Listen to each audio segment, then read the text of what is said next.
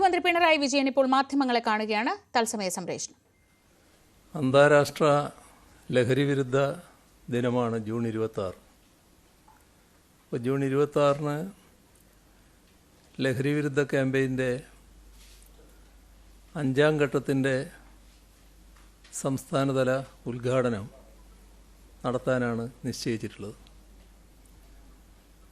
2026 ജനുവരി 30 വരെ നീണ്ടു നിൽക്കുന്ന ക്യാമ്പയിനായിരിക്കും ഇത്.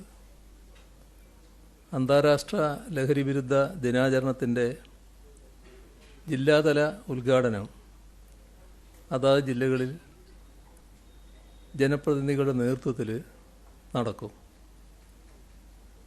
Art direction the way of inspiration എന്ന പ്രോഗ്രാം കോളേജ് തലത്തിൽ സംഘടിപ്പിക്കും.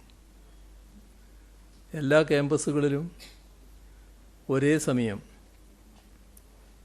ആ പരിപാടിയുടെ ലോഞ്ചിങ് മന്ത്രിമാർ, ജനപ്രതിനിധികൾ, സിനിമാ പ്രവർത്തകർ മുതലായവരുടെ സഹകരണത്തോടെ സംഘടിപ്പിക്കും. വിവിധ NGOകളും അതിൽ സഹകരിച്ചു എന്ന് വരും. റെസിഡൻസ് അസോസിയേഷനുകളുടെ ആഭിമുഖ്യത്തിൽ സംസ്ഥാനത്ത് എൻ്റെ കുടുംബം ലഹരിമുക്ത കുടുംബം എന്ന പരിപാടിക്ക് തുടക്കം കുറിക്കും.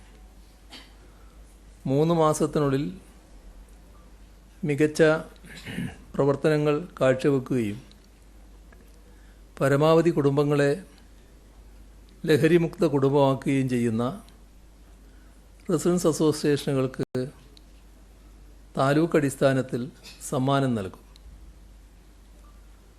സ്കൂൾ കോളേജ് തലത്തിൽ NSS, SPC, ലഹരി വിരുദ്ധ ക്ലബ്ബുകൾ എന്നിവരുടെ ആഭിമുഖ്യത്തിൽ ലഹരി വിരുദ്ധ റാലി സംഘടിപ്പിക്കും.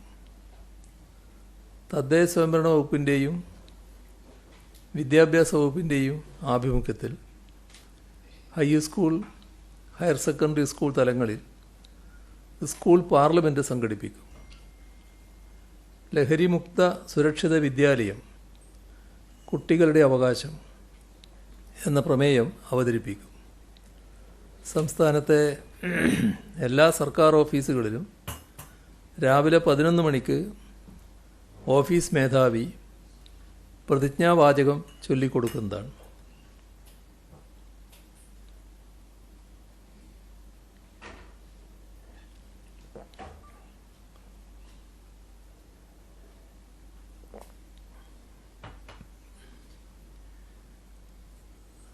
കേരളം ലഹരിക്കെതിരായ പോരാട്ടം ശക്തമായി മുന്നോട്ട് കൊണ്ടുപോവുകയാണ്. ജൂൺ 10 മുതൽ 16 വരെയുള്ള കാലയളവിൽ ഓപ്പറേഷൻ ഡി ഹണ്ടിൻ്റെ ഭാഗമായി 13,700 പേരെ പരിശോധനയ്ക്ക് വിധേയമാക്കി. 730 കേസുകൾ രജിസ്റ്റർ ചെയ്തു. 769 പേരെ അറസ്റ്റ് ചെയ്യുകയും ചെയ്തു. 378 ഗ്രാം MDMA-യും 24 കിലോഗ്രാം കഞ്ചാവും പിടിച്ചെടുത്തു. ഈ കാലയളവിൽ സംസ്ഥാനത്തൊട്ടാകെ ലഹരിയുമായി ബന്ധപ്പെട്ട 274 സോഴ്സ് റിപ്പോർട്ടുകൾ ബന്ധപ്പെട്ട ജില്ലാ പോലീസ് മേധാവിമാർക്ക് കൈമാറി. അതിൻ്റെ അടിസ്ഥാനത്തിൽ തുടർ നടപടികൾ സ്വീകരിച്ചു വരുന്നുണ്ട്. ജൂൺ 8 മുതൽ ജൂൺ 14 വരെ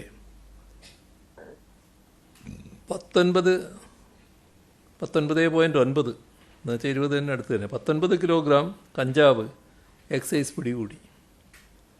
20.71 ഗ്രാം MDMA-യും 0.6 ഗ്രാം മെത്താഫിറ്റമിനും എക്സൈസ് പിടികൂടി.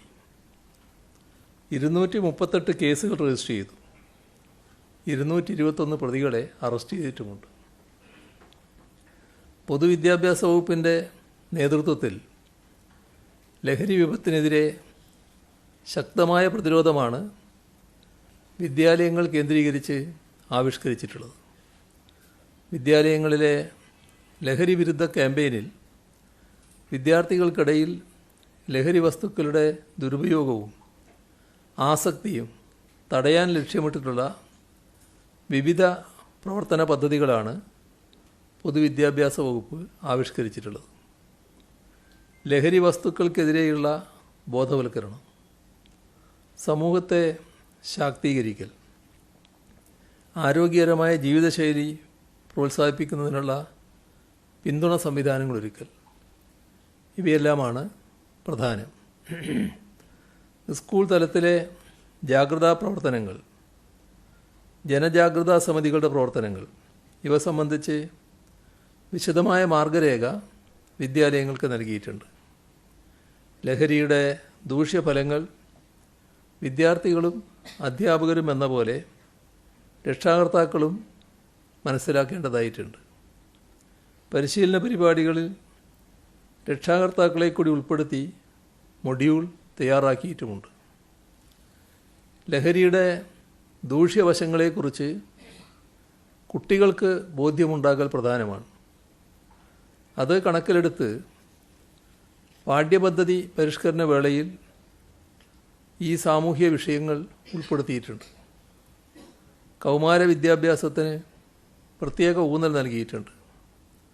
കുട്ടികൾക്കിടയിൽ ആരോഗ്യകരമായ ജീവിതശൈലി പ്രോത്സാഹിപ്പിക്കുന്നതിന് SCERT പ്രത്യേക പുസ്തകങ്ങളും തയ്യാറാക്കിയിട്ടുണ്ട്.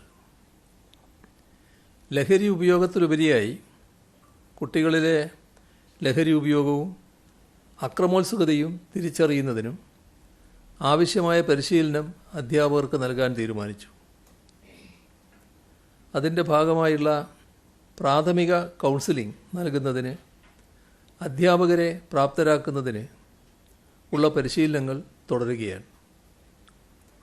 ലഹരിക്കെതിരെ ബോധവൽക്കരണ പരിപാടികൾ സംഘടിപ്പിക്കുന്നതിനും കുട്ടികളെ നിരീക്ഷിക്കുന്നതിനുമായി സ്കൂളുകളിൽ എക്സൈസിൻ്റെ സഹായത്തോടെ ആൻറ്റി നർക്കോട്ടിക് ക്ലബ്ബുകൾ പ്രവർത്തിക്കുന്നുണ്ട്.